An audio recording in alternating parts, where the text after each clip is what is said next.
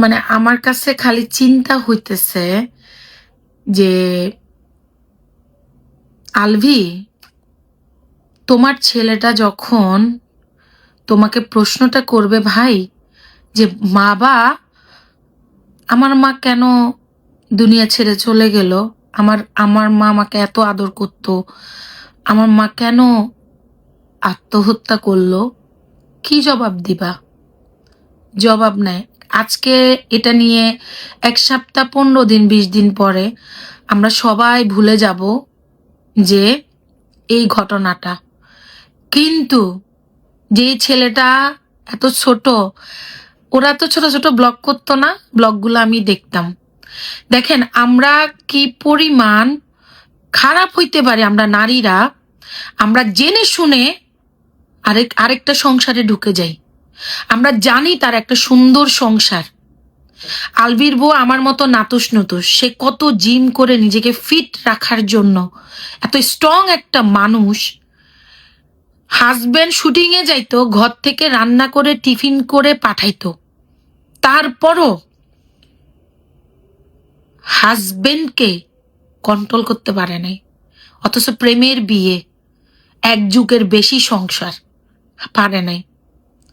আমি মনে করি যেসব নারী, বিশ্বাস করেন আপনারা হাহা দিবেন, আমি মনে করি যেসব নারী সংসার পাগল, যেসব নারী সংসার পাগল, জামাইয়ের ফোন চেক করবেন, জামাইকে সব সময় যত্ন করবেন, এবং যদি দেখেন, আল্লাহর কসম, যদি দেখেন আপনার স্বামী কোনো নারীর উপর আসক্ত হয়ে গেছে, ওই নারীকে কিচ্ছু বলবেন না, কারণ বলে কোনো লাভ নাই। ওই নারী যাই নাই আপনার স্বামীর কান্দে উঠছে, আপনার স্বামীকে ঠিক করবেন, পিড়াইবেন দরকার হলে, গলায় পাড়া দিবেন দরকার হলে, কিন্তু ওই নারীকে করে তো লাভ নাই। ও নারী তো যাই না হুই নাই আমনের জামাইয়ের কান্দে উঠছে। যতটুকু পারবেন, কিন্তু কখনো দুনিয়া ছেড়ে যাওয়ার এই বিষয়টা মাথায় আনবেন না। তো লাভ কি হইল? আপনি দুনিয়া ছেড়ে চলে যাবেন, আপনার স্বামী তো ঠিকই ডুগডুগি বাজাবে। আমাকে অনেকে বলে যে ভাইয়া এত সুন্দর, আপনার মতো মেয়ে ভাইয়া কেন বিয়ে করছে? আমার খারাপ লাগে, কিন্তু দিন শেষে আমি জানি আমি কি, আমি কেমন, আমি আমার স্বামীর জন্য কতটা পারফেক্ট। আমার আশপাশে যারা আমার শুভাকাঙ্ক্ষী আছে, যারা আমার ওয়েল উইশার, যারা আমাকে চিনে, আমার ঘর পর্যন্ত আসছে, তারা জানে রাখি কতটা সাংসারিক মেয়ে।